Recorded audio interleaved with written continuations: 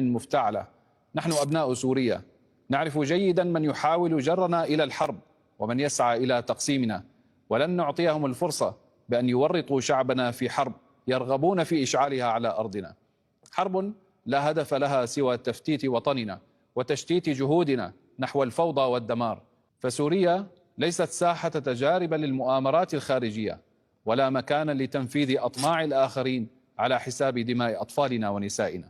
إن دولة السورية هي دولة الجميع، هي كرامة الوطن وعزته، هي حلم كل سوري في أن يرى وطنه يعيد بناء نفسه من جديد. من خلال هذه الدولة نتحد جميعا دون تفرقة من أجل أن نعيد لسوريا هيبتها ونضعها في مقدمة الأمم التي تعيش في أمن واستقرار. إن بناء سوريا جديدة يتطلب منا جميعا الالتفاف حول دولتنا والالتزام بمبادئها، وأن نضع مصلحة الوطن فوق كل اعتبار فردي